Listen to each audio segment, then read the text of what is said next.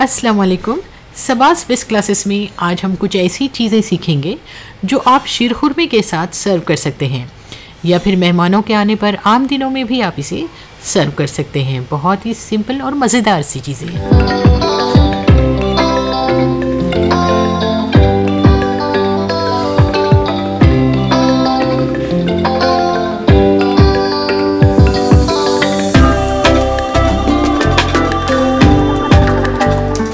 सबसे पहले हम स्पाइसी काजू बनाएंगे।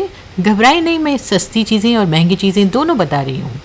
तो अब आप एक पैन में घी गरम कीजिए और ये 250 ग्राम काजू मैंने लिया। आप कितनी भी क्वांटिटी में ले सकते हैं। अब हम क्या करेंगे, घी गरम होने के बाद ये काजू फ्राई करेंगे।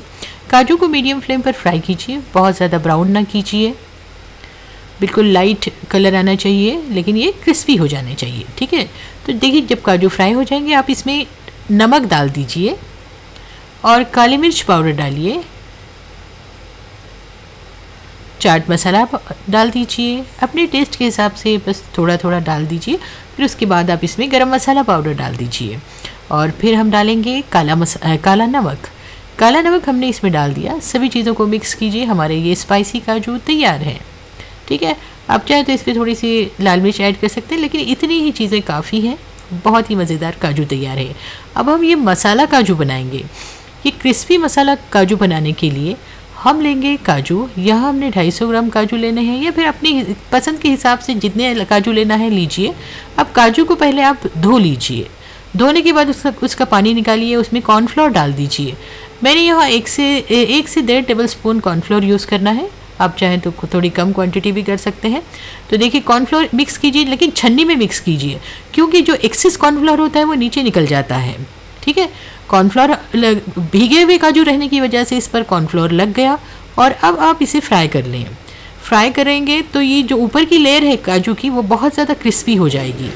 ठीक है, अब इस तरह से सारे काजू फ्राई करके ले लीजिए। फिर उसके बाद नमक डाल दीजिए टेस्ट के हिसाब से, चाट मसाला डाल दीजिए और फिर थोड़ी सी लाल मिर्च पाउडर डालिए।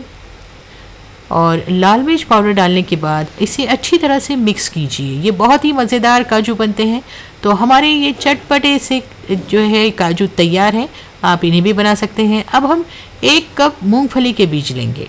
ठीक है, उसे भी हम क्या करेंगे, धो लेंगे। पानी डालकर मूंगफली के बीजों को आप धो लीजिए, पानी निकाल कर फेंक दीजिए। फिर उसके बाद इसे छन्नी में डालिए और इसमें 2 टेबल स्पून बेसन यानी पिसी हुई चना दाल डालिए और 2 टेबल स्पून कॉर्नफ्लोर डाल दीजिए।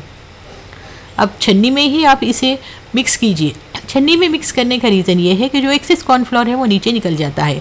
अब हमने इसमें ब्लैक सॉल्ट यानी काला नमक ऐड किया और फिर से थोड़ा सा हम इसमें कॉर्नफ्लोर मिलाएंगे और उसके बाद तेल अच्छी तरह से गर्म कीजिए और इस मूंगफली के बीजों को आप फ्राई कर लीजिए। मूंगफली के बीजों को फ्राई कर लेना है। देखिए इस अच्छी तरह से फ्राई कीजिए। सारे मूंगफली के बीज इसी तरह से फ्राई कीजिए। देखिए बिल्कुल भी कॉर्नफ्लोर तेल में नहीं निकला। तली हुई मूंगफली को अब आप एक प्लेट में निकाल दीजिए। देखिए तेल अच्छी तरह से निकालिए, बहुत ही क्रिस्पी है ये। और उसके बाद आप इसमें नमक डालिए। यहाँ मैंने ब्लैक सॉल्ट यानी काला नमक यूज़ किया। उसमें चाट मसाला पाउडर डाल दीजिए और फिर रेड चिली पाउडर मीन्स लाल मिर्च पाउडर डालिए। सभी चीज़ों को बहुत अच्छी तरह से मिक्स कीजिए। याद रखिए हम ये गरम गरम मूंगफली में ही ऐड कर रहे हैं ताकि मिर्ची वगैरह अच्छी तरह से पके। फिर 1/4 टीस्पून हल्दी पाउडर डालिए और सभी चीज़ें अच्छी तरह से मिक्स कीजिए। अब हम कुछ लहसुन को इस तरह से क्रश करेंगे।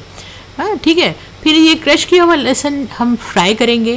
क्रिस्पी फ्राई कीजिए। थोड़ा सा इसमें कड़ी पत्ता ऐड कीजिए और कड़ी पत्ते को भी फ्राई करके आप ये फ्राइड लहसुन और कड़ी पत्ता इन मूँगफलियों पर डाल दीजिए। तली हुई मूँगफलियों पर डालिए। इस वजह से जो मूंगफली है वो बहुत ज़्यादा मज़ेदार लगेगी। ठीक है, तो ये हमारी क्रिस्पी सी स्पाइसी मूंगफली तैयार है। अब हम चलते हैं दूसरी रेसिपी की तरफ और वो देखिए हम बना रहे हैं रवे से। ये 1 कप हमने रवा लिया है। ये बिल्कुल बारीक रवा है और इसमें हम डालेंगे ये आधा टीस्पून नमक। मैं 2 बार डाल रही हूँ नमक। ये पाव टीस्पून है इसीलिए मैंने 2 बार नमक डाला है। और पाव टीस्पून यानी 1/4 टीस्पून हम इसमें डालेंगे हल्दी पाउडर। हल्दी पाउडर हमने ऐड किया। फिर 1/4 टीस्पून हम इसमें लाल मिर्च पाउडर डालेंगे और उसके बाद आप इसमें डाल दीजिए टेस्ट के इसके बाद हमने सोडा डाला, पाव टीस्पून हमने सोडा डाल दिया और सोडा डालकर हम इसे मिक्स करेंगे और 1 टीस्पून हम इसमें तेल डाल देंगे। सोडा डाला, फिर तेल डाल रहे हैं हम। तेल डालकर अच्छी तरह से मिक्स कीजिए। सभी चीज़ें बहुत अच्छी तरह से मिक्स होनी चाहिए। अब जब सारी चीज़ें मिक्स हो जाएंगी फिर उसके बाद आप इसमें पानी डालिए। ये भी कुरकुरे से स्नैक हैं, बहुत अच्छे लगते हैं ये। अब आप इसे गूंद लीजिए और गूंदने के बाद हम इस आटे को कुछ देर रखेंगे ज़रूर, क्योंकि ये रवे के हैं तो थोड़ा सा फटते हैं, तो इसीलिए 10 से 15 मिनट इस आटे को रख दीजिए। देखिए आटा हमने यानी रवा हमने गूंद लिया है, तो हमें ये गूंदने के लिए आधा कप जितना पानी लगा है, तो आपने इसे अच्छी तरह से गूंद कर रख लेना है। ठीक है,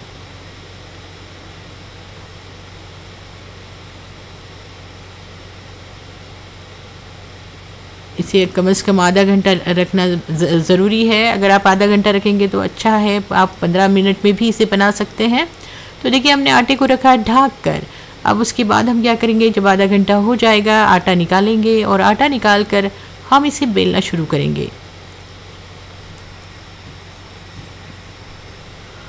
आटे के कुछ हिस्से बना लीजिए।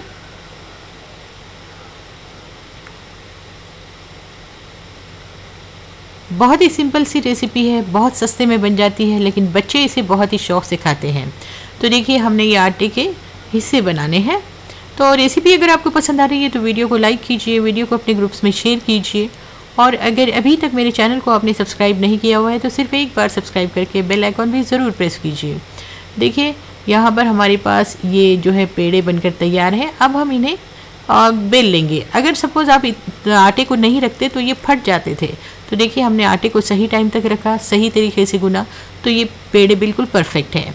तो अब एक गिरदा लीजिए और इस पर आपने यानी कोई भी सरफेस पर आप इसे बेल लें। इसे अच्छी तरह से बेल लें। इसकी रोटी हल्की सी मोटी होनी चाहिए, बहुत ज़्यादा मोटी नहीं रखें, हल्की सी मोटी, मीन्स एक पाव इंच जितनी मोटी रखनी चाहिए।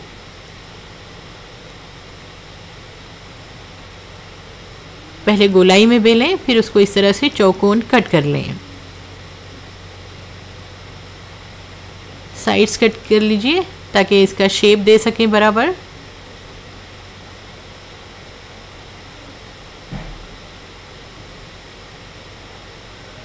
बहुत सिंपल रेसिपी है और लेकिन बहुत मज़ेदार है। आप इसे स्नैक्स के तौर पर बना कर रख सकते हैं। ये 15-20 दिन ख़राब नहीं होते हैं। अगर आप एक बार बना लें 15 दिन के लिए तो भी बेहतर है। ईद से 1-2 दिन पहले बना कर रखिए, बच्चों को तो बहुत पसंद आएंगी और शीरखुरमे के साथ इसे आप दे सकते हैं। इस तरह से आप इन्हें बना लें, शेप दे दें और उसके बाद इन्हें तलना शुरू करें। पहले तेल को गर्म कीजिए, गर्म तेल में इसे डालिए और डालने के बाद गैस का फ्लेम कम कर दीजिए और फिर इसे अच्छी तरह से फ्राई करके दोनों साइड से अच्छी तरह से फ्राई कीजिए। बिल्कुल धीमी आंच पर तलना है, पहले हाई फ्लेम पर तलना है, फिर उसके बाद धीमी आंच पर तलना है, तभी ये बिल्कुल कुरकुरे से क्रिस्पी से बनेंगे। तो ये क्रिस्पी समोसे हैं जो आप बनाएंगे। बिल्कुल देखिए कितनी अच्छी तरह बलून की तरह फूल गए हैं। ये सारे समोसे ही बहुत अच्छी तरह से फूल जाते हैं ये। तो आप इन्हें इस तरह से तलिए और तलने के बाद निकाल लीजिए। देखिए कितना प्यारा सा कलर आया है। अच्छी तरह से तेल में से इसे निकाल लीजिए और निकाल कर एक प्लेट में डालिए और फिर इसके ऊपर भी आप डाल दें लाल मिर्च, नमक, चाट मसाला, आप जो भी डालना चाहें इस पर डाल दें। लाल मिर्च, नमक और चाट मसाले का कॉम्बिनेशन इस पर बहुत अच्छा लगेगा। आप इस पर भी ये डालें। देखिए कितने कुरकुरे हैं, देखा आपने, बिल्कुल कुरकुरे से हैं। जो हमने काजू में मसाला डाला था सेम मसाला आप इन क्रिस्पी समोसों पर डालें। देखिए काजू भी कितने क्रिस्पी हैं। तो ये सारी चीज़ें हमने आपको बताई। आप इस ईद पर बनाइए, खिलाइए लोगों को और अपनी तारीफ़ हासिल कीजिए। बहुत ज़्यादा यूज़फुल रेसिपी है, आप इसे शेयर कीजिए ताकि और भी लोग इसका फ़ायदा उठा सकें। देखिए हमने ये 4 चीज़ें बनाई हैं, एक मूंगफली और 2 टाइप के काजू और ये एक क्रिस्पी समोसे जो बिल्कुल फूले फूले हैं, बलून लाइक हैं और बहुत ही अच्छे, बच्चों को तो स्पेशली बहुत पसंद आते हैं। शीरखुरमे के साथ ट्रे में आप ये रखें आप ये बहुत ज़्यादा अच्छा लगेगा, लोगों को पसंद भी आएगा और आपकी काफ़ी सारी तारीफ़ भी होगी। तो कहिए कैसी लगी रेसिपी पसंद आई है तो वीडियो को लाइक कीजिए, वीडियो को अपने ग्रुप्स में शेयर कीजिए। इंशाल्लाह फिर मिलती हूँ एक नई और यूज़फुल रेसिपी के साथ। Thanks for watching.